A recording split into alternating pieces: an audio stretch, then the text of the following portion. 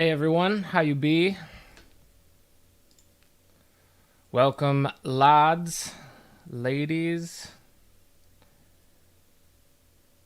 Just let me know that my volume's fine. I did mess with it.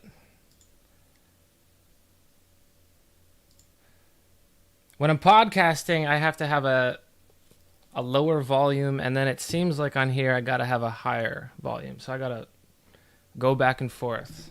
How you doing? Feedocracy. All right, great. Thanks. The Feedocracy, this is chapter 2 of whatever this is. I don't have a name for it yet. The live stream at the end of the future. I'm partial to that. Wait, we could... What about the pharmacy? Keep it on brand. Anyway, if we keep going, then we'll have to come up with a name. So this is a second thesis that's parallel to the first one, not the same, but it's a free space for ideas, schizo ideas. Circumstances as they are, I'm probably not going to get a video done this month, which is unexpected. But that's because the next one is going to be a thing. Not as big as the last one, but it is still a thing. And I'm kind of doing 2 videos at the same time right now. So I feel like I'm in a big fucking hurry with too many ideas and not enough time. Plus, being a mad perfectionist doesn't help, and that is not about to change. So it doesn't help, but stay tuned. I'm happy with it so far. Every little motion, every little tiny thing that moves requires a sound effect in my mind, and I need it all animated to precision, so it's a little more difficult than just dumping filters onto a slideshow of images. It takes a bit of time, so we'll see for next month. But between this and the podcast, I'm still putting out more than one content per week. I don't know what content is in the singular, but this will have to do. It's the limit of my capacity, and I'm not even 100% sure that I can do this next week because I do got to do right by my patrons and channel members. So I'm gonna try to still be here, but I do have to do a video for them. I was thinking I'm gonna do it on Jean Baudrillard on the Gulf War did not take place, because I read that for my new video. Reread it. So I know not everyone has the capacity or desire to pay for content on the internet. Why would you? There's too much of it anyway. But half public and half paid, I think, is pretty fair to me. Anyway, if I'm not here that next week, then that's why. I'm wondering, do you all get noties for live streams? Because, I mean, on one hand, I'm concerned about the effect of notifications on your minds. So I should say turn them all off. But if you're watching the replay of this rather than the live, then you got to click that bell, I think. I'm not sure, because I don't know that I watch any live streams on YouTube too much. But click the bell so you can join us real time. There's something real about real time. It's in the name. Plus, I can see your comments. Oh, you did get notifications. Okay. You never clicked the bell and still get notifications. Okay, well, I don't know what the bell does then. Maybe you have to be on the channel a certain amount of times. All right. Super Solar's got his noties turned off. That's good. It's better for you. So this is another series of thoughts from inside the cage, and I don't want to keep you trapped in the cage forever. So something is coming up that I think is a means of escape from this terrifying technoscopic regime that we live in, which is the main utility of philosophy for me. It's not to change the world. It's to imagine a world different from this one. But we can also imagine this one different from your inherited opinions about this one, your doxa. So reorganizing your thinking is something that philosophy is useful for, that is not just like some self-help bullshit. But you do have to fold pasts and futures onto the present to make this grim one livable. And it is grim, partly because of this technoscopic apparatus, but the great escape to my mind is the late Maurice Merleau-Ponty, phenomenologist. So I'm going to use that to de-doomerify anyone who's watching these things after I get you all doomerfied. Today it's back in the cage with you. The cage you're in, the cage I'm in, the cage you found me in. All right. So control society, biopolitics, feedocracy. Actually, let me scroll. Now, scratch biopolitics. I don't think we can do it. It's too much. That'll be for another time. So, feed. We'll talk about what I think that means. I think you probably already know. Plus kratos, power, feedocracy, ruled by the feed. So here's the thesis. In keeping with the last chapter of this, the feed destroys the time horizon that we're used to, the humanist time horizon, in the same way that info mapping destroys the spatial horizon. Now, I can't get to why it destroys the time horizon without first establishing what the time horizon is. So a little bit of the boring stuff will be trying to establish that. So I do need your attention. This will be on the exam. I'll run an exam at the end of at however many chapters this goes, and the winner gets here.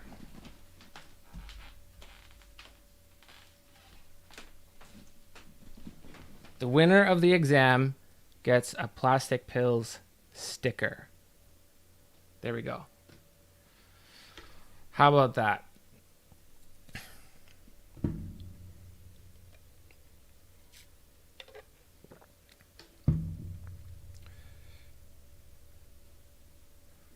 So, last time I posited my first idea. I mean, it's not entirely mine. No idea is entirely new. But I put the name on it, the Technopticon, which is the expansion of control via artificial vision around the entire world. And obviously I brought up satellites a lot and drones and spy planes. Those things are important, but they're really a metaphor for what is the map of the entire world, which is mostly the internet. You track yourself, you track your friends. They track themselves by posting pictures in a club on Instagram when they're all dancing into the phone instead of just, enjoying the experience in the haptic world. But both the perceptual world and the globe itself become territoryless in this capital flow via network computing that concentrates in certain nodes, and the whole thing is basically borderless. Like, not entirely borderless in terms of these nation states. There are some restrictions, but the world market, stock exchanges, international banking, trade, all of this is watched over from the sky and then with the threat of force on the ground or in the ocean. So the skin of the earth is like this orange peel that's now turned inside out. And the protective layer is the sky, but the sky is in immediate communication with the ground, and we're all stuck down here inside the vision. We're inside the vision matrix. So the military is not there to protect us or not to protect people. It's just protecting the important nodes of this network and trying to create new nodes. New markets. So it watches these days. It watches all day, every day. The sky is hostile. We live under an electric sky. And this destroys the human horizon of space. So I believe. So I think. And that means the human horizon is done. And that's all in the last video. Vision is about territorial control and then turning things into forms. So there is also a post-human version of space after this first human horizon has been evaporated with the nation state. So our horizon's now limited to the space of screens. And this is not my original idea. This is Paul Virilio. He's a Catholic humanist kind of dude. So he writes obsessively about technology, information, and the progress of technology in speed, but he's always doing it mournfully. He laments that the haptic horizon of the human body, which used to be meaningful, is now replaced by screens, basically. And I got a screen right in front of me here. Another screen sitting in my pocket. So when we're dealing with time, I'd like to start with a bit of a foil. And that is technocracy. And technocracy is the thing that I'm arguing gets passed over, or that's the thing that we evolve from into this next stage of space and time. So you almost never already, at this point, hear the word technocracy said in a positive light. It's almost always derogatory. You know, the dirty technocrats are doing this or that. But, you know, those CyberSyn managers that I'm all hyped up on, they were technocrats too. And I guess the difference between a technocrat and an autocrat is that an autocrat rules people, whereas a technocrat rules math or representations via math. But the technocrat puts technology in charge, basically to take his or her place in the system. So you can think of an algorithm that automatically hands out prison sentences or something like that. This is being used based on a data set that determines how likely an individual is to recommit a crime. And they do that based on a whole bunch of variables from a data set of other people that have committed crimes. So the criminal sentence is based on the likelihood to reoffend. If a lot of people like you reoffend often, then you're probably going to get a harsher prison sentence in this sort of a technocratic solution to how to be more neutral when it comes to sentencing deadlines. Humans in charge, using machines to do human shit. And also, I mean, I should note every time these are used, they produce, because they're working from a historical data set, they produce like the same racial biases that are in the system. So it's not like as soon as we put the machine in charge, then everything becomes neutral. But we don't have to be in the Matrix. It's a fantasy vision. We don't have to be in the Matrix for us not to be in charge anymore. This is the pure war of technology against humans. Not that it needs to be sentient to control us. It can control us without sentience. By the way, if you're going to be a philosopher, I think I started on this last time. If you're going to be a philosopher, you're going to come to a fork in the road where you're going to have to make a decision at some point. Do you think that philosophy is closer to something like poetry or literature, that it's expressive, or do you think that philosophy should be something more like math, which is either correlative or representative depending on what your beliefs about the reality of math are? And these two sides are always beefing throughout the history of philosophy. Either philosophy's logical because logic corresponds to some real consistency in the world, or philosophy is like poetry, an expression of some aspect of the world. And all the first philosophers were all poetic up until Pythagoras, who fucked up the game. And I'm, of course, a partisan for poetic philosophy, not for for logic correlative philosophy. I think that philosophy is an expression of reality, not a representation of it. But look at how many philosophers are also mathematicians or logicians, like Leibniz, Descartes. I think Kant had a whole bunch of training in math. Pythagoras is the first one. Pythagoras basically had a cult around him that worshipped math and shapes. Plato's always on about the forms, real forms. I don't remember what they are. They're names for 3D shapes. But you can choose. This is the fork in the road that you're going to have to take. Analytic philosophy and style takes more of the math side. And Kierkegaard, Nietzsche, Heidegger all take more of the poetic side. Not logical positivists that just move symbols around on a page. And just recall, I'm a partisan. I'm not a neutral party here. I don't like math. I don't like the math stuff. But I did want to apologize to Plato a little bit. Because I was taking Plato as the metaphysician that he is. I don't think that's wrong. But I turned him into the foil last week, this sort of great enemy of philosophy, which is what Heidegger and Nietzsche thought that he was. But he did write in dialogue. He didn't write treatises or arguments. He fictionalized the arguments and uses characters to make points rather than arguments directly. So there's a little bit less transparency in the actual language. And sometimes he also dumps myths just randomly into the middle of his dialogues, which is something that he also should get credit for.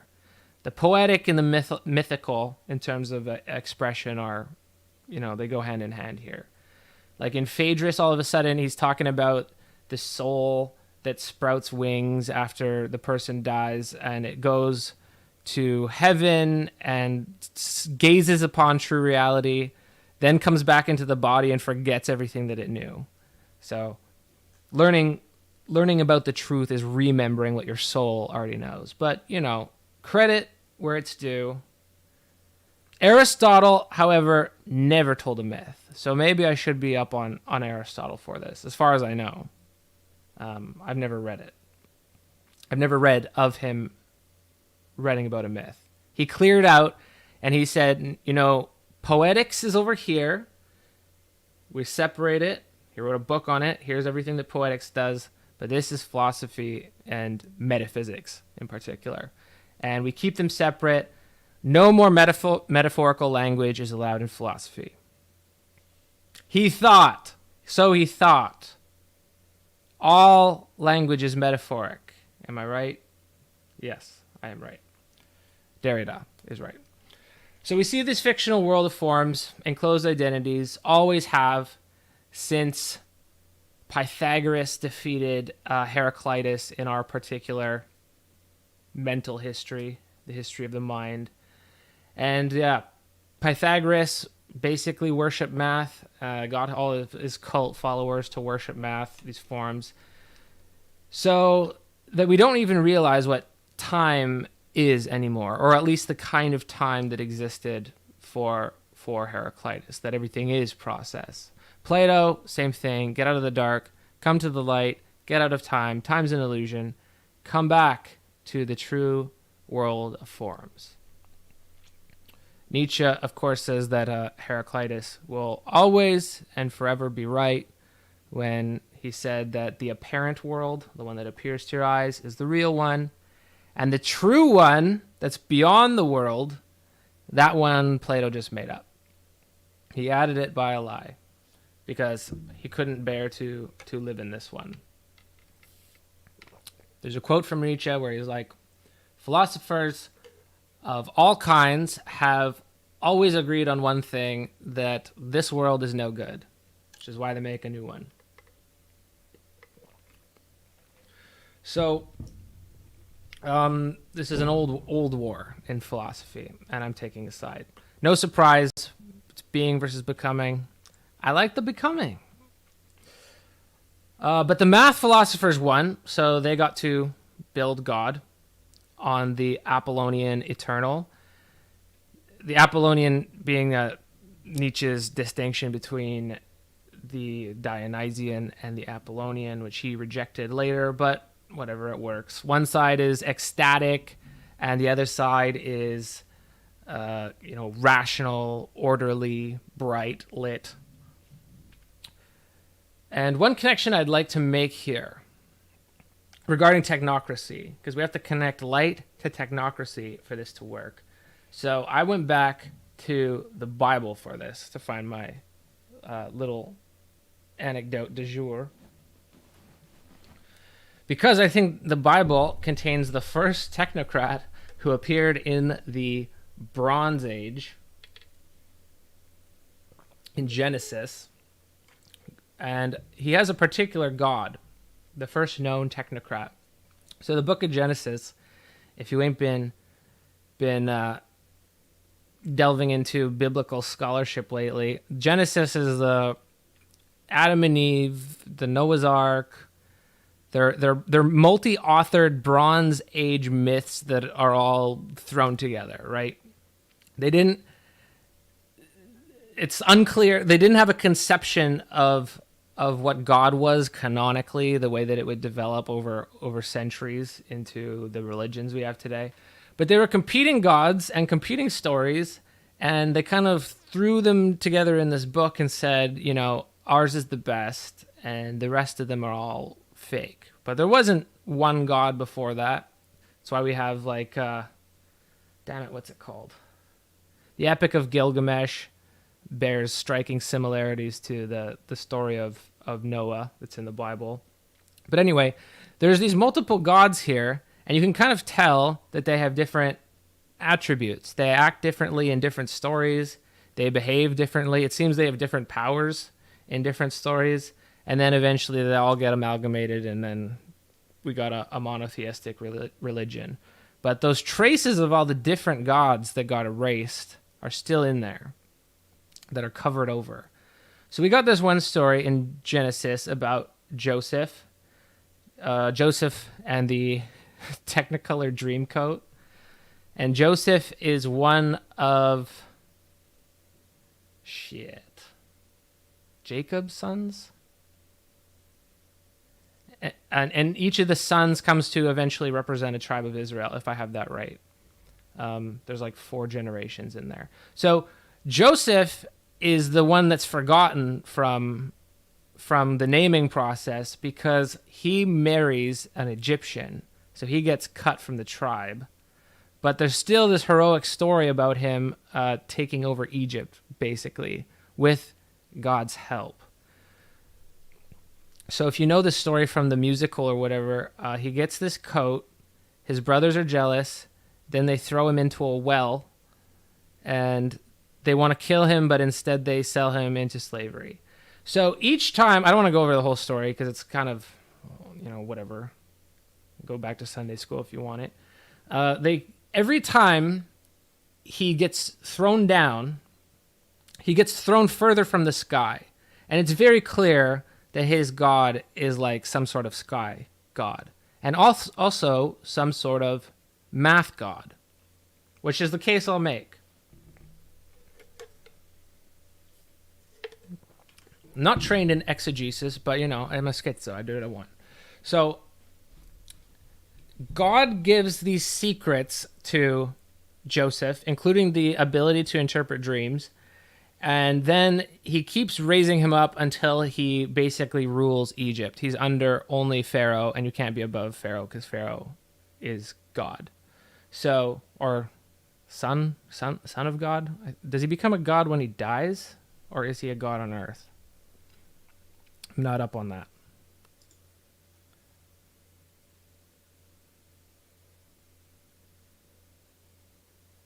Okay, whatever. We'll deal with it.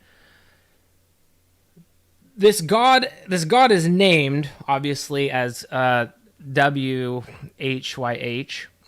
but it's probably, I suspect, a more originary god, and they just erased his name and put WHYH over top of it.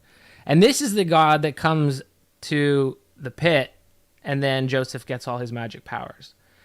So the pit is beneath the earth. He gets lifted up. And then he gets put in charge of Egyptian official's house. That Egyptian official's wife tries to seduce him, but him being the good boy that he is, he refuses her advances. Then she lies, says that he raped her. Then he gets thrown back down, further away from the sun, into a dungeon or prison. He gets out of that dungeon because, of course, his God gave him this power to interpret dreams. So the interpreting dreams stuff is interesting because you're able to see, everyone else can see the form. This is some Freudian shit. Everyone else can see the form of the dream, but they don't know what the content of the dream is. They don't know what the interpretation of these different forms is. And this is what this God can do, because this God is in the sky. So he's looking down at everything, just like our satellites and our Reaper drones are looking down at us. So with foresight, he can also tell the future. So this God not only sees from the sky, also has control over time in some respect. Or actually, he can't control time. He can see time. Because if he could control time, he would have stopped what happens next. So the king of Egypt, Pharaoh, has a bunch of dreams.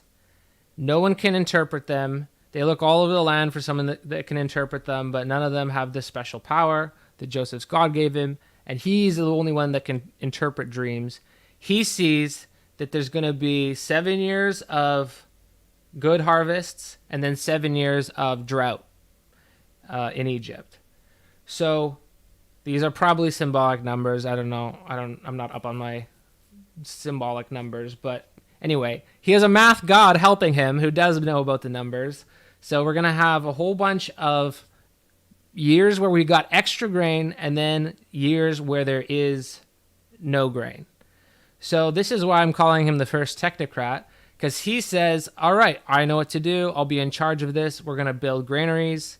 We are going to store up. We're going to tax, because we know we're going to have extra. So we're going to tax during the good years, and then we're going to save the people through the bad years. And there you go.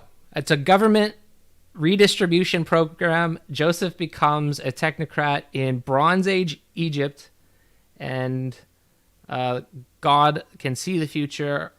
It's not clear that he can change the future, because otherwise he could have just, said, if you put this Joseph guy in power, then I will not bring famine upon your land. But whatever, that's what happens. So this stands in contrast with the usual Egyptian way of going about shit, because life, you can see it in their mythology. Life there is very cyclical. Everything always happens in cycles, mainly because their harvest is dependent on the Nile flooding every year, like clockwork. Day to night to day again. They don't think that there's one sun. They think that the sun gets killed every night and then gets reborn every day. So we have this perfectly cyclical universe where you can't change anything, because in a cyclical universe, there is no such thing as history. There's nothing you can do to change anything until this God shows up, a God that can see the future, or at least gives Joseph the power to see the future. And suddenly we have history. Suddenly we can't just depend on the Nile to flood every year. We have to build granaries and store up a whole bunch of grain so that we can beat nature. So what's happening here is this other God, space god, math god, is defeating the Egyptian gods. Or maybe, I don't know, this could also be like Ra. Maybe it's a pre-incarnate version of Ra that they erased his name, because Ra is in the sky. But this god is outside of the cycles of time because he can predict the future, whereas all the other gods are stuck in cycles of time, getting killed every day and reborn, and then flooding and coming back each year. So this is a huge moment to my mind, because it's a conflict between a historical sense which I talked about like last year on here, a historical sense and a cyclical sense, which are oppositional. And also, Joseph does all this with math. Not very complicated math, I'm sure, but he is measuring the input and deciding how much to gather up. They eventually gather so much that they fill up all the granaries, and they can't even measure it anymore. And then the 7 years of famine sets in, and just as Joseph predicts, rationality triumphs over these divine cycles. So it's like a first original moment of atheism with respect to naturalistic gods. So it's not clear that, Joseph saves Egypt, but whenever this story is being written and like canonized into the book of Genesis, Egypt had enslaved the Hebrews, and this is like a Hebraic text. So I don't really know how to interpret that. This God saved Joseph, then gave him the gift of math and technocracy, and then saved an empire that would later enslave Joseph's siblings, not his personal descendants, but all of his brothers' descendants. So not sure what's going on there, but his moment of triumph after these 7 years are done, he marries the daughter of a sun priest. It specifically says it in the text. So he basically becomes like second in command of the Pharaoh, who is the embodiment of whichever version of Ra it is whenever this happened. He goes through his different phases, Amun and Aten. So he becomes like virtually a sun god on earth, and his god brought him up here. And there was one more.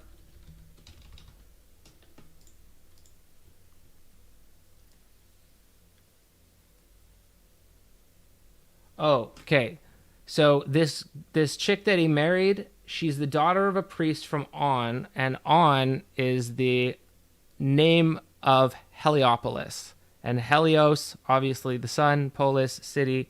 It's the city of the sun where Ra was supposedly born and the center of the Ra cult.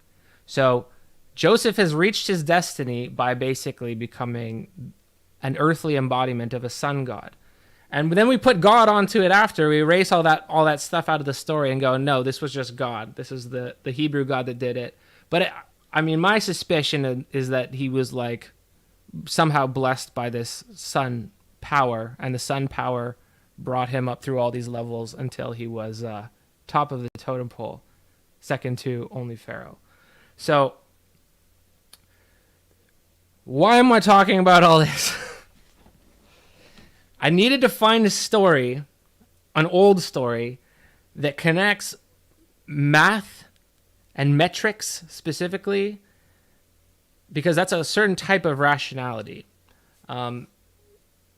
Even Aristotle says at one point that in the old days, the wisest person was the one who knew the most songs or something like that, or poetry was the old sort of wisdom. So I wanted to find a story that shows this shift from both a natural time to a historic time, and that you have a connection between the sun and math. Because this connection between light and math carries through our favorite boy, Plato, and Pythagoras. You need this math that is deterritorialized from the natural cycles of the earth so it can go up into the sky. And then you get this view from above, which is probably the origin of geometry. Geometry was probably invented so that you could plan out where fields are going to go most efficiently or something like that. So we have this connection between the sun and mathematics that I wanted to make. So it's also said mythologically that both Pythagoras and Plato visited Egypt, and this is where they got some of their wisdom. The Greeks always did this kind of thing, though, because the Greeks viewed Egypt as this mythical, magical, ancient land, and it already was ancient by the time these Greeks were writing. So if you wanted to have any secret knowledge, any sort of like hermetic understanding or enlightenment, you have to go to Egypt to get it. So usually when they're writing the biographies of these philosophers, they would include, oh yeah, they had a vacation and they went to so and so in Egypt, and learn from a wise man or something like that. So this throne of divine wisdom is in Egypt. This story happens in Egypt. That's why I bring it up. Plus we got math connected with the sun. So it's all connected, and we have now today literally a technocratic god in the sky that is, it doesn't need the light of the sun to illuminate the entire surface of the earth. It's a perfect vision god that can see everything up to a black hole that is light years away. And this telescope, the Event Horizon telescope that took a picture of this black hole, I probably still have it from last week. Yeah, there we go. It can see across light years of space to digitally assemble this image of a black hole, and this same sun god looks down in the Bronze Age to stop nature from fucking with us. So we can take control of nature through mathematics and through technology. Building these granaries. So this is what technocratic historicism is. And again, I'm not using technocratic in just the negative sense that we usually hear it. But technocracy is historicist in the sense that you can plan your way out of cyclical problems. If you have the ingenuity or the creativity or the genius, in this case, or a gift from God, which is always handy, then you can plan your way out of life cycles.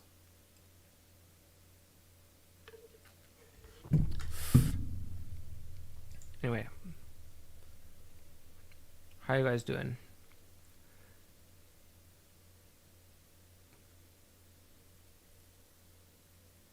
Oh yeah, Jesus visited Egypt too. Wasn't that as a baby, right? I think when they were trying to, they were killing all the kids, so he had to. All right. Everyone doing good, looks like. Cool. Speaking of cyclical problems, I just wrote down wire here, but I didn't capitalize it, so I'm not sure what I meant. But I know.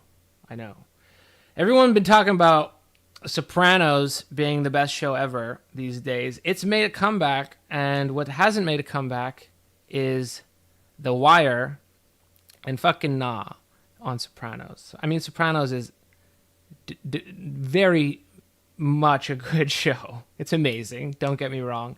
But The Wire is better. And fight me. The Wire is better than Dickens in my mind. So you do have to watch season 1 and 2 of The Wire to get to seasons 3 and 4. And I haven't finished 5 yet. I mean, I'm rewatching. I watched it years ago when I was kind of a moron, more of a moron. So I can't remember if season 5 is the best, but seasons 3 and 4, which I've been doing for the last couple weeks, are amazing. So no spoilers. I won't spoil it. But The Wire is about Baltimore. And Baltimore, the system. So why the rich stay rich and why the poor stay poor and why nothing ever changes and why certain people seem to get the shitty end of the stick forever. And it kind of ends, if I remember, I can't remember the ending for sure, but why is it impossible to change a system? Because there's people here in this city who desperately want to change the bad shit that happens, but they're incapable of doing so, no matter what their intentions are. So every Twitter revolutionary should be forced to watch The Wire with some Clockwork Orange goggles on before they say, we're just going to overthrow the system next Saturday. Be there. So each season, there's 5 seasons, and let me see if I can get this right. Over 5 seasons, each of them cover one sort of subsystem of Baltimore, and it's the gangs, the police, the working class kind of dock workers. I don't know why I did this. Oh, blue collar. The education system, which is probably one of the best arcs. And the politics system, a guy runs for mayor, and the press. The press is season 5. So it has all these, or each of the seasons focuses on how these systems all interact. And the point of it ultimately is there are people that are good, people that are bad. There's no true heroes and there's no true villains, but they are all just functionaries ultimately in this total system. And there's no moral at the end, right? Like every fantasy is laid low, and it's kind of, I don't know, it's realist in that sense. But speaking of cycles, like the school system is negligent because they don't have enough resources to be able to teach the kids there. And then the kids, without the support system, kind of are like a bunch of them drop out and become gangsters who were introduced to in the first season. And so the effect on the education system is that the only thing that they can teach is how to get them to pass standardized tests. I don't know wherever you're from, your education system might be based around that too. But they're like, we're not even going to try to teach them anything because we only need them to pass tests so we can get money from the government, because if they're not passing, then like we're going to lose our funding. And then we see the politics side of this, and no matter how much they want to give money to the school system, they're trying to free up budget from other stuff. They can't do it no matter how much they try, because they have to put money into policing because the gangs are taking over half of the city as well. But the gangs are taking over half of the city because your education system sucks so much. So this is what I mean by you're in this big cycle of systems. No matter what you want to do, you can't change it. So the only thing they can do is like right before an election, fake test scores, lie if you can to pretend like your school's doing better than it is so you get more funding than the previous year. Cops fake arrests and try to lower the crime rate just by screwing with the numbers. And it's useless technocracy because you can't solve the problems. And at one point during one of the seasons, I don't want to spoil this, so I will say in very general terms, they bring technocrats in, and like academic, bow tie wearing people, they cannot deal with the realness of Baltimore. They can't fix anything. And this is kind of like what Joseph could do because he had God divine powers, is sort of what you would need to fix this cyclical system that we're stuck in. You need, or a super technology. He could tell dreams. So maybe we invent some super technology. Quantum computing is a thing that comes up these days. Gene modification, perfect green power. Maybe we can invent our way out of this problem, and that's what the technocrats are always going to argue for. But the thing that I got out of watching or rewatching this Wire thing is that there are no people in Baltimore. It spends a lot of time on the characters, but these people have absolutely zero agency. Whether they're good, whether they're evil, whether they're greedy, whether they're generous, nothing ever changes. It can't change. So there are no people in Baltimore, only systems. And this brings up to the word of the day, feeds. There are no people in feeds, only users. So let's do this Feedocracy buzzword, neologism. The technocrat plans using technology and algorithms and data sets. That's all the rage these days is what can we use data sets for? And what can we use? How can we use algorithms to sort them to make human decisions easier or less friction? Have less friction in human decisions because humans take a long time to make decisions and sometimes they make the wrong ones. So the feed just gets rid of the technocrat. We don't need the person to be in charge anymore. We don't need Joseph. We'll just get rid of Joseph. We'll just give it straight over to this divine machine that is no longer human. Now, the feed is a new socius in my mind in that it's a cybernetic site. It's not like cyberspace. I think that's a little bit of a silly metaphor because space implies this openness. But it's not a space, it's a site. Now, you know what feeds are if you have any apps on your phone. We got any kind of data feed, really. They're automatically sorted.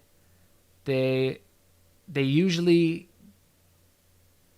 give you well, let's talk about social media first of all, because it's the example that everybody knows.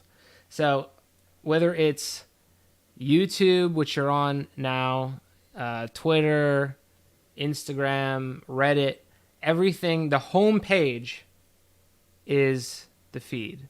The home is the feed. Now the feed, this chat is a feed.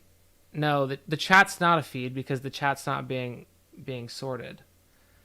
The sorting part is important to what makes a feed is like it has a larger amount of data to show you than actually gets shown. So it has to be decided upon. Who decides on it? Obviously not a human. It's an algorithm.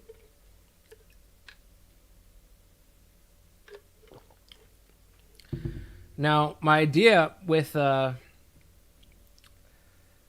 about feeds with a capital F is not just if you add up all the social media feeds, then that is the feed. Because it's not even just social media. Like there's a certain kind of feed, the feed we'll call it, that keeps your credit score up to date.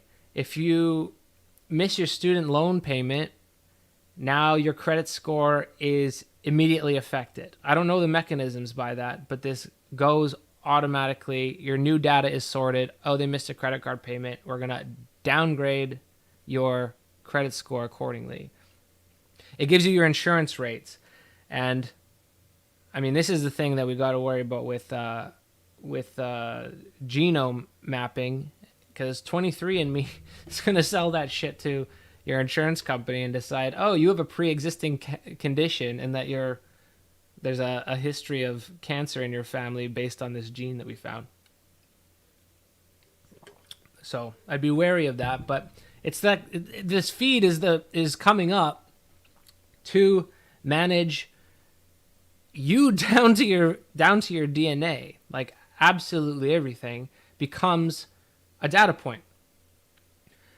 And in this virtual site, you cease to become yourself. So you're a dividual rather than an individual, in that whatever system's interested in you, for whatever reason that it's interested in you, that's really all it cares about.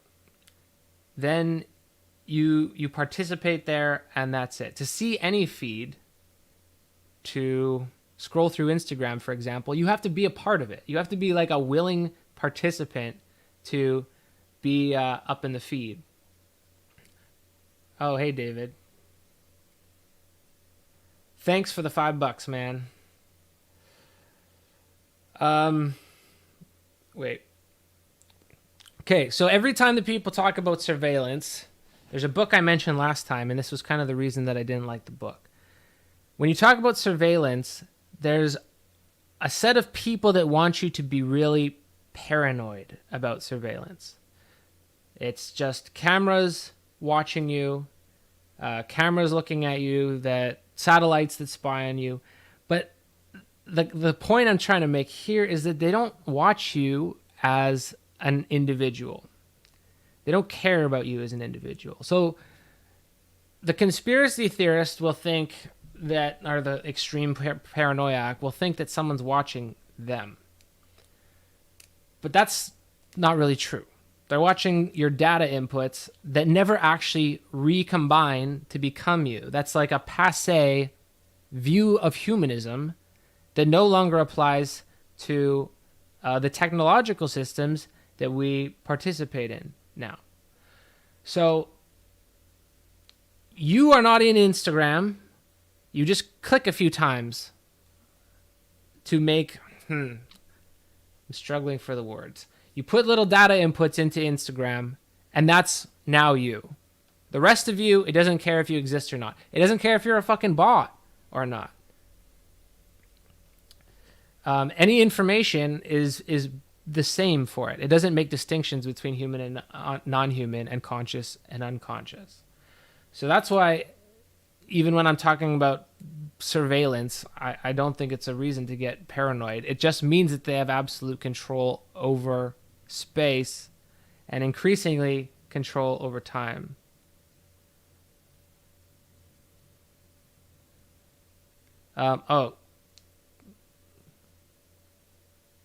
Kirill sent me BGN55 with a message retracted. All right. I don't know what a BGN is. So, where was I? Oh, as individuals, did you fail to make a student loan payment? Well, we're going to update your score for you now. Did you accidentally click on a Jordan Peterson video on YouTube, not in private browsing mode, for research purposes, and now the next time you sign on to YouTube, it's the rest of them, Ben Shapiro, David Crowder, Academy of Ideas, or all that reactionary chud shit, and it adapts to your attention as a data point, and then it gives you more and more tests to focus more and more on your what it thinks your preferences are, and now you're in what's called the filter bubble. Now, none of this is new to you, I'm sure. Don't watch a Jordan Peterson video unless you're in private mode. Otherwise, RIP feed. Now, humans, speaking of Jordan Peterson, humans care about history, and they always have. Where we come from, how did we get here? It's the purpose of all mythology is answering those sorts of questions that are, for whatever reason, significant to us. And they have to do with history, either in the first sense, which was the cyclical sense of time. That means we can't change the future, so whatever. And then the technocrat sense of time, which is we can control technology, we can use math, and we can change the future based on that, unless you're in Baltimore. So here's a bunch of myths. What do we know now? This is what's called the grand narrative. So the grand narrative, if you click on the Jordan Peterson video, you're going to be in the grand narrative of You, my young chud, are bearing the light of reason, born of the Greeks, who held off those Oriental hordes and then birthed this beautiful unity between Jerusalem and Athens. And now transgender communists are trying to take away order from you, Anyway, histories. But you know who didn't give a fuck about mythic histories? Deconstructionists. And you know what else doesn't give a fuck about mythic histories is the feed. And this is kind of my real point, because everyone knows about filter bubbles and all that. But the feed also liquidates history. And the reason for that is very banally that history is boring. History's over. History is not new. History is not worth getting mad about. You've already seen it. So the feed buries it. And this is the thing about the feed, is it shows you what is trending, what is popular, what tends to be trending and popular is something enough to make you react viscerally to it. It's an atavistic system. It's like a mind hack. That dude in I keep complaining about this documentary, but I keep referencing it also. The Social Dilemma, that dude in The Social Dilemma who used to work at Facebook said, our job is just to hack your minds. Our job is to get down your brainstem as fast as possible. In our current society, thanks for the money, dudes. In our current society, we're all Patrick Batemans. We're not there, and our actions, be they real or imagined, have no consequence. Oh yeah, we're getting to no consequence. History has consequences, right? History means you can set up a project and carry something out and change a cycle. And this is what the point of the feed is, J5, is that you just react around the same cycle over and over again. And you never do anything.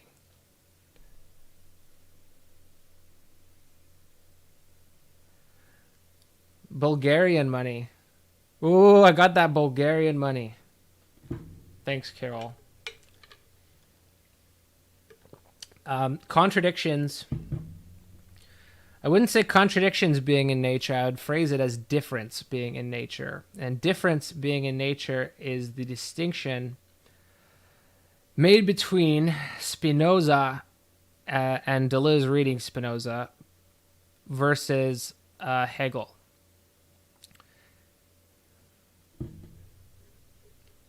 But both of them think that contradictions arise. It's just the source of contradictions that is the question. Anyway, the feed prioritizes everything new. Faster, better, newer is better. Now, this is exactly the opposite of the way that we think about knowledge in most cases. So feed knowledge is a completely different type of knowledge than any humanist would suggest is important. It always gives you something new, trending, proximate, stuff to react to. And not all social media is feed-based, of course. It's only the stuff that sorts an infinite, almost infinite, not actual infinite, but basically set of data into what you need to see now, today. But like Wikipedia, an Enlightenment humanist would have fucking loved Wikipedia.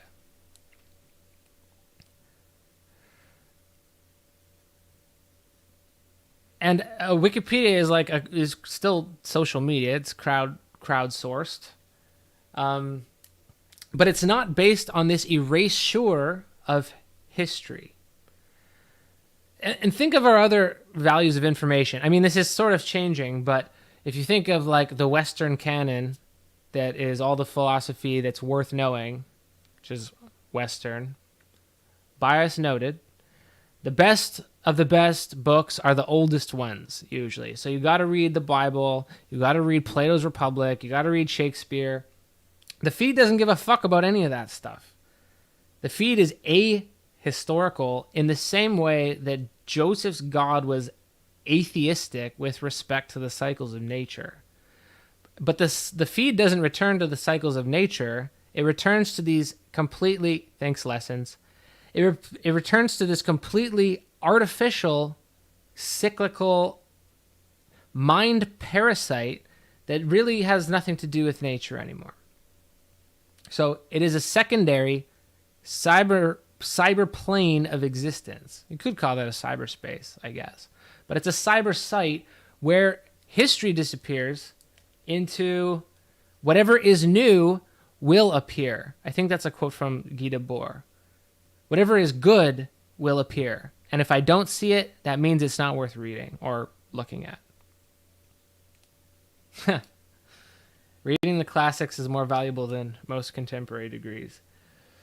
Yeah, just reading the classics teaches you history in the way that it's never going to appear on YouTube, even if I'm sitting and talking about it. So That is a means of escape, or at least a means of seeing from outside time. So there's no subject of history in the sense that we are subjects in the feed.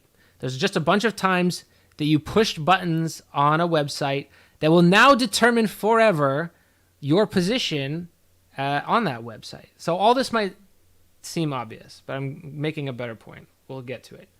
I think it's a better point. We discovered history at some point, and how do we construct it? So now we think of history as an academic discipline. Mainly, you need to be, somewhat scientifically minded, but most importantly, you need to be literate. You need to be a technologist of the written word to be a historian. So you synthesize a lot of different data into a single narrative. I don't know what you do with history, like a bunch of pots and shit and statues and maps and buildings. But most of all, the main method by which we learn history is by reading what they wrote at the time. So writing has a historical sense built into it. And this is its connection with mathematics. The world of cycles is based on speech, storytelling. The world of history is based on writing. And this probably sounds a lot like Mr. Marshall McLuhan, who said, we're going back to the village because we don't know how to read anymore. So history is made out of excuse me. History is made out of all this old shit, and then you write it. You write the story of history, whatever it is. The history of the decline and fall of the Roman Empire, 6 books. There's history. And you get this broad overview. It's almost laid out in front of you in the same way that a book is, that history is unfolded in its cause and effect relationships. You can see all of history at once in a single text. You can see the beginnings of causes. You can see the beginnings of effects. And what I'm arguing here is that this is a spatial view of time. To be able to see history, to be able to describe, we were originally in a tribal society of orality. Then we created literature, which enabled hierarchies to come into place. So we moved to a feudal system. Then capital liquidated that, and now we are in early capitalism. Then we moved to late capitalism. To be able to divide up history into these segments like this that do not exist, it's exactly the same thing that I brought up last week in being able to create boundaries over something that is not bounded. Those aren't real boundaries. There aren't real stages to history. Those are representations that are forced onto it. So the historian then, and obviously like most historians these days do study historiography also, so that they acknowledge their position or positionality in telling whatever story it is they're telling. But generally speaking, history is putting the historian outside of time. So you can observe it as like one long timeline. And where are you standing then? You're not at the end looking forward, or you're not at the end looking back. You're like outside of time, watching time laid out. And that is Joseph's God, right? That was Joseph's God because he could see what was going to happen in the future. So you need this view from outside of history, just as we have this view from the sky that Joseph's God and now satellites occupy. You get out of the situation that you actually live in so that you can see everything laid out in front of you, like a mathematician. Then you can draw little boxes around it. Say, this was the classical age, and then we moved into the late classical ages. Then we moved into the dark ages. Then we moved into feudalism.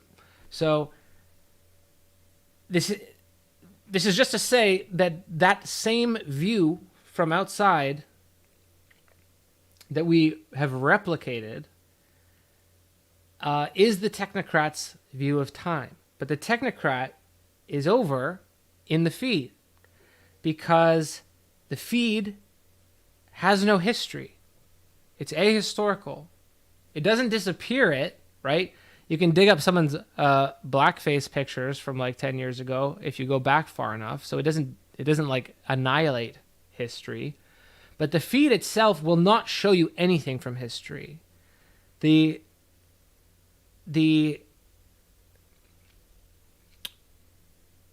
you go into any of these feeds that I just brought up, you're never going to see something that's more than like 2 days old. 2 days old is like the max. And I thought this is interesting. Guy Debord said in Society of Spectacle that once the spectacle stops talking about something for 3 days, it's like it never happened. And with the cybernetic feed, we're down to like, I don't know, 6 hours maybe. If it's not picked up in 6 hours, it didn't even happen. So in the same way that this Technopticon destroys what was the horizontal view of the world, feed destroys the horizontal view of time. By the way, I'm not saying that dividing history up is like a bad thing to do. I'm just saying that's an old way of thinking relative to this new complete repetition. It's not a cycles for a purpose. It's cycles for absolutely no reason. If you want to be a good Marxist, you have to have stages of history, thinking like we're going to have to do something to get out of the one we're in to get to the next one. I'm not shitting on that. I'm just saying it's over in feed time. So we know from, I think I might mention Marshall McLuhan. Marshall McLuhan, Bernard Stiegler, your mind is not inside your brain. Your mind is distributed among the shit that you do in a day and among the media that you interact with, specifically for McLuhan. So text, written history, gives you a lot better memory, a lot better sense of your position in time than sitting doing this all day. If you do this all day, you're going to get a condition that I would like to call feed brain. Everyone's just saying anxiety is on the rise all the time. I think we need a new name for it, and I would like to call it feed brain. If there are any medical professionals who make decisions on this matter. But we're calling it anxiety, and anxiety is an old disease. Anxiety is a thing from the past that is, and whatever this is clearly being caused by only interacting with this false artificial light all the time. So this is exactly what Marshall McLuhan and Stiegler would have predicted too, right? If you're spending all day on a completely different apparatus than your system has evolved to do, of course it's gonna hack your system. So, I mean, just okay. Look at what time is in a Twitter feed. It's always forward looking. It's never still, never quiet. Always beeping. Always refreshing.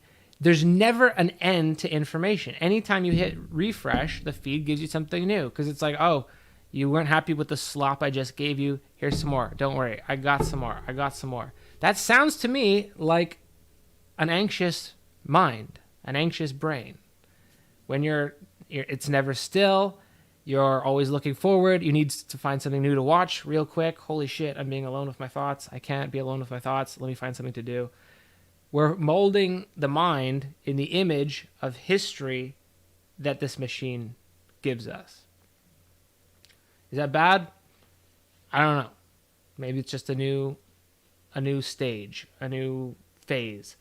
I keep my readings to, I mean, I don't keep it to, I do my readings on Sundays, take the day off, don't touch a screen on a Sunday.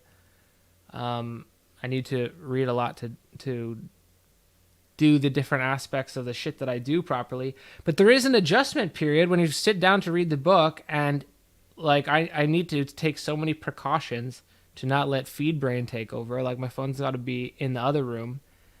And then after a slow adjustment period, when your mind finally slows down and goes, okay, I don't need something new, then your book brain takes over. Feed brain gives way to book brain, and you can actually get some reading done. So the medium, I should say, like with Marshall McLuhan here, the medium of reading takes time, and it takes as much time as you need. There's not more information there. You can see where the end of the book is coming. You read at the pace that you read, the pace that your eyes can move across the page. You turn the page when you're ready. If you miss something, you can go back and reread it. And I'm kind of talking in a quiet voice to illustrate the point. We got this patient medium, and we got this frenetic medium that is designed to make you insane. So book brain offsets a lot of the effects of this of feed brain. I would try it. There is an adjustment period, especially if you haven't read in a while, and even if you haven't read like in a few days. So I don't know. Make yourself a safe space. Try it or don't. I'm sure a lot of people in this chat here do a lot more reading than a live stream on a Minecraft server or a Minecraft live stream. But every interaction that you have with a technology, and especially over long periods of time, and especially over like a generational period of time, changes not just an individual, and changes not just your mind, but like the society. So this feed-based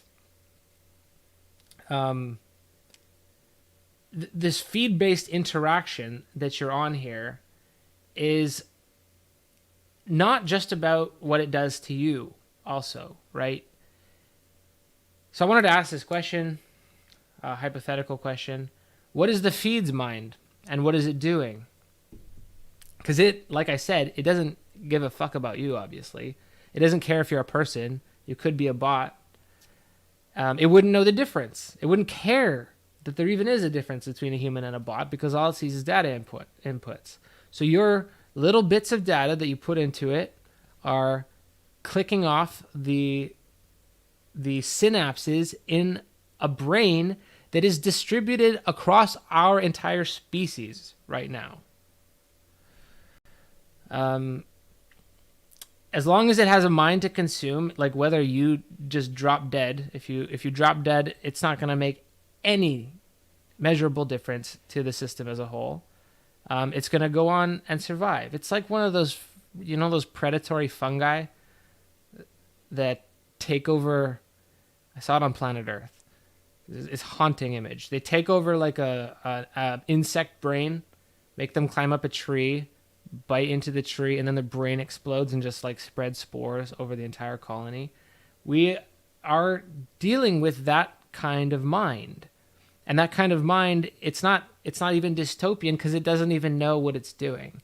But it is reprogramming us, and we're willing to get reprogrammed. So you don't need a matrix to make this dystopian future a reality, because we're going to be willingly doing it to ourselves.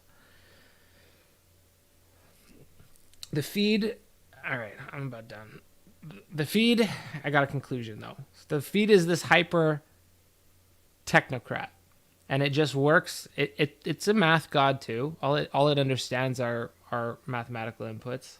It gives a certain value to how recent a post is. It gives a certain value to if it's from a source that you ostensibly like or have been to a bunch of times before. And all it does is assign values to different posts. If you've seen a post, down in value. If the post is old, down in value, because it wants to give you that new shit constantly.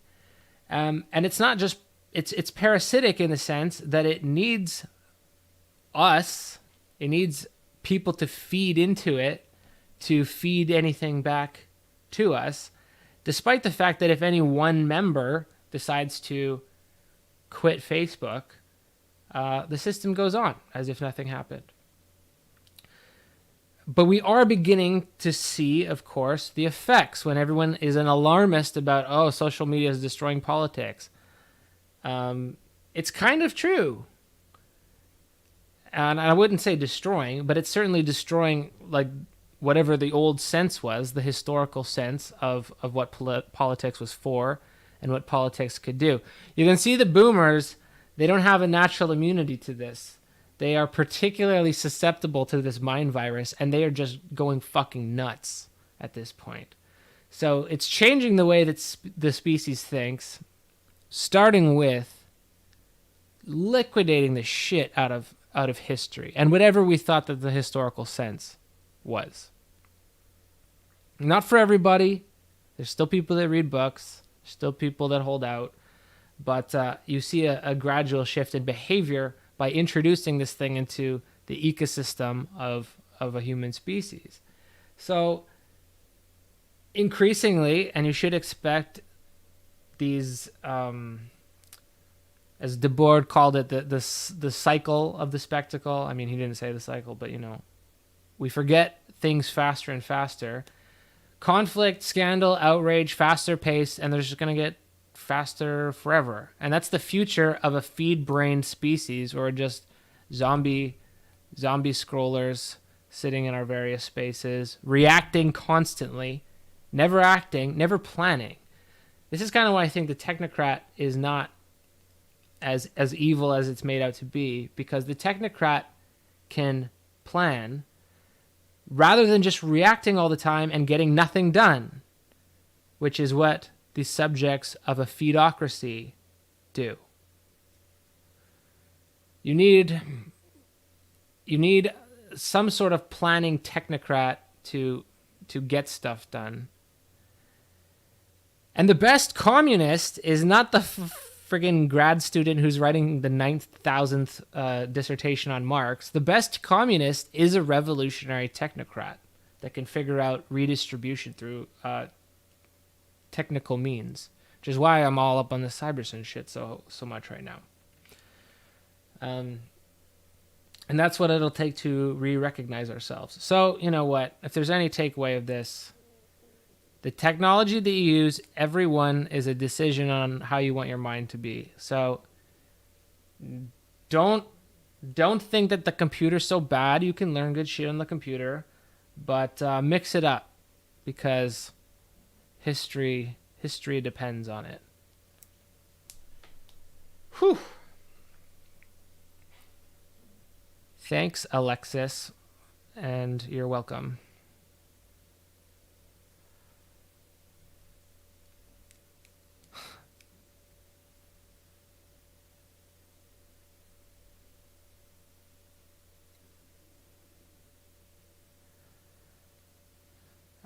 Have I said this before? Whitehead finished metaphysics. There's no point in doing metaphysics after Whitehead.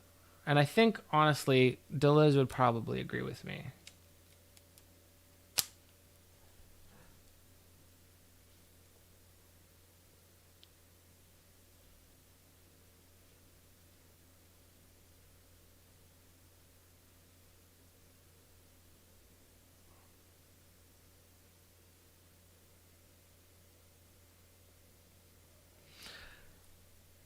If you have any ideas, one thing I'm trying to figure out how to articulate is, like, this feed does work in somewhat of a cyclical manner, but nothing ever returns. So it's kind of like, coincidentally, I didn't actually consider this before, but the way the Egyptians thought that the sun died every day and was a new sun every single morning, that's literally what data is now. You don't reuse data because at every moment you're in a real-time processing environment. So I wish maybe we'll just call it feed time. Because there are aspects of a cycle to it, but nothing ever really returns. It's like just a stream.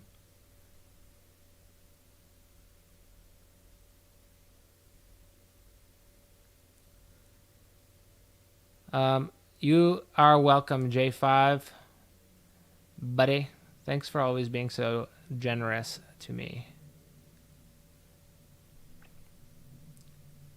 Isn't data undead? I don't know. Data is undead. I read a book with that in it. I can't remember what the book was. But here's a question. Can you elaborate on why exactly philosophy should be seen as poetry, or rather, what we can learn from this perspective? I really never understood the logic versus poetry distinction.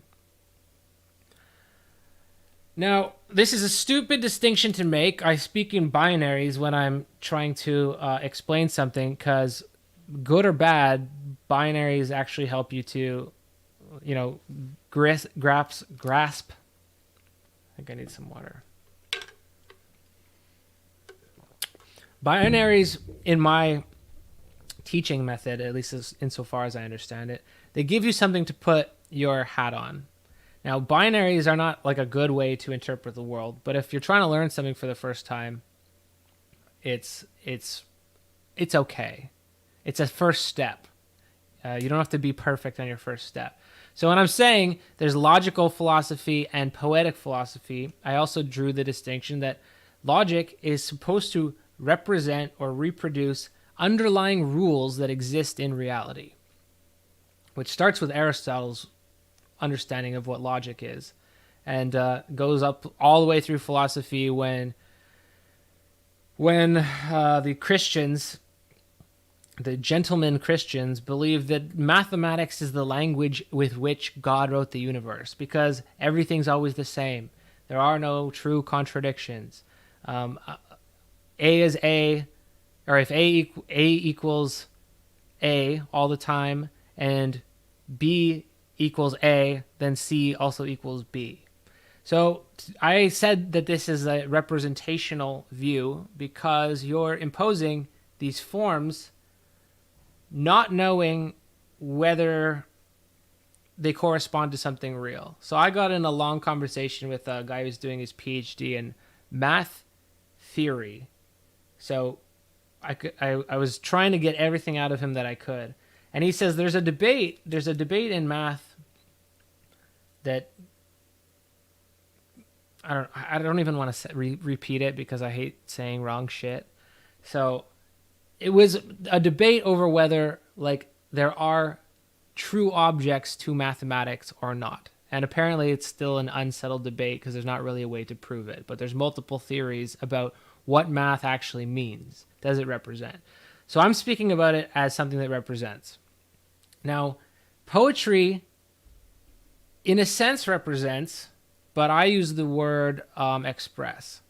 So the expression view of philosophy is that you're not going for accuracy, you're going for truth. And that might sound like a contradiction, but what is accurate is not necessarily true unless there's a sense of resonance about philosophy that says, you know what, I get it not only with my mind, but I can feel that this is true about the world. And that's a sense that's not analytic, but you get it when you read. I think you could call that the German word I think is SINN for it, where there's a coherence underneath it in the world, an Umwelt. So that's what I think that poetry does. When I read an analytic syllogism, I don't find that. So that's why I just say I'll be partisan. I got nothing to defend here. I'm a fucking YouTuber on stream, so I'll take the side of the stuff that I like and not do the stuff that I don't like, especially logical positivism. Yeah, and I think that's true. So, Deleuze does logic. He wrote a book called The Logic of Sense. I don't know. This is not an actual either or question, but you got to know when you set out doing philosophy, what are you doing it for? Are you doing it because you want to be right about shit, or are you doing it because you want to understand the truth about shit?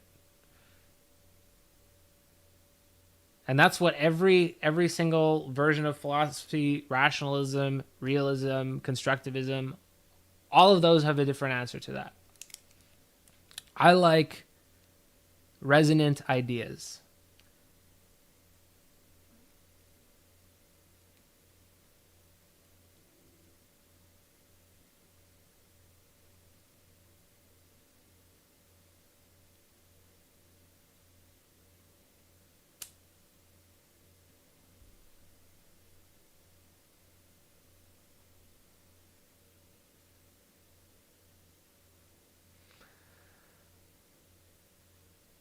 Yeah. You know, uh, man, fucking talking for what is this? An hour and a half? I would keep track of the chat, but I find that I'm not really fast enough to do it. I know there's live streamers that do this professionally and they can keep track of the chat, but I get like real hung up.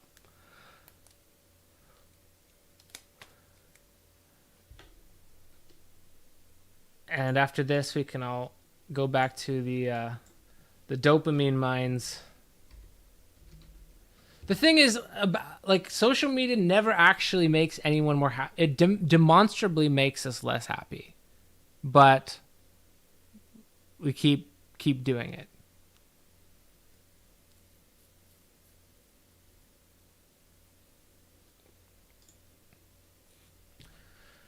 Feed.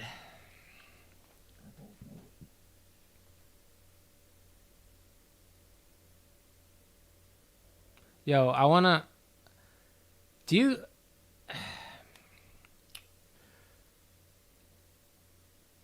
Do you understand what I mean? And I don't mean do you understand like are you smart enough? I mean is this expressed properly? The difference between truth and accuracy. Because I think that one is about sense, not like getting a right answer.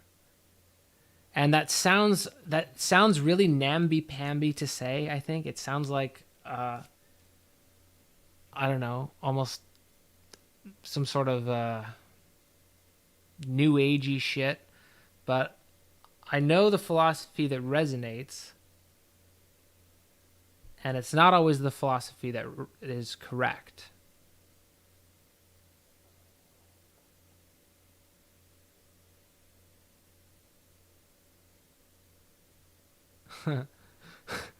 I wish I could quit social media, but I can't because it's my only social outlet. I feel you on that. It's not my only, but increasingly. Yeah, like, okay, truth and accuracy could be the same thing, but sometimes they could not be. Thank you. Yeah, I like intuition versus fact. These kind of distinctions are what I like in philosophy versus what I don't like in philosophy. Because I like analytic philosophy, particularly philosophy of language, which is the only version of it that I actually studied in detail. I like the sense that I get at the end of it, but you have to wait till the very end to get it. Like, I think his name, Donald Davidson on Metaphor, he says pretty much the same thing as Derrida says on Metaphor. But it's boring to get to. And I don't mean it's boring in the sense that it's hard work. It's actually easier work. There's nothing to figure out. There's no puzzles along the way because everything's a syllogism. Yeah, you might be accurate, but I don't believe you, would be my response to some of that way of philosophizing. And it's no accident that all these philosophers like were mathematicians on the side, because there is a certain logic of identity to both of those things.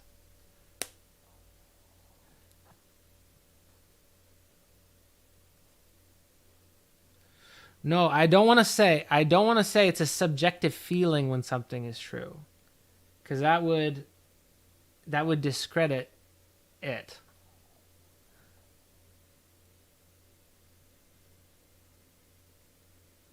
Soundness versus validity. Like, it's not just a feeling that exists and goes away. You develop your sense of the world over time, and you can't, like, it's not a testable thing, but you get to a sense where, like, if you're skilled at something, maybe that's a good example.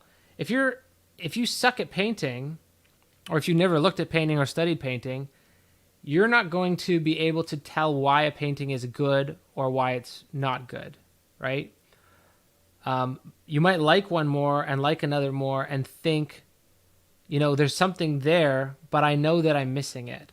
But once you're trained, then you can know exactly what it is, the thing that makes one painting better than another.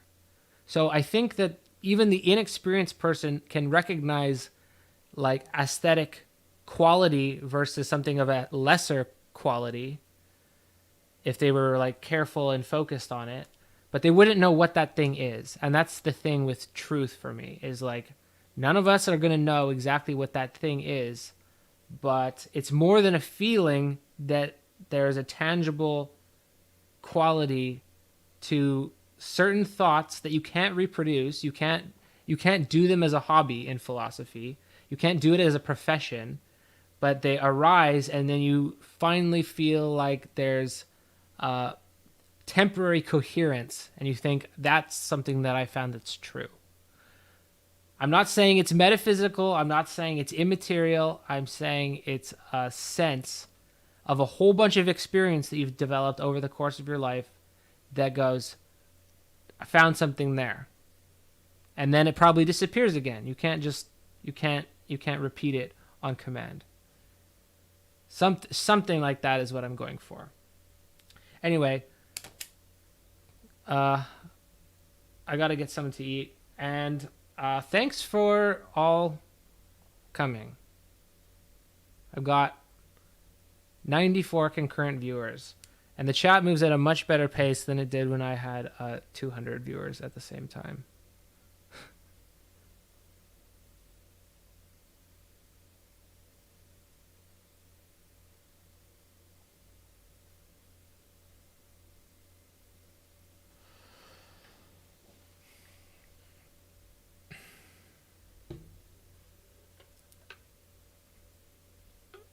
So, hope you guys had fun.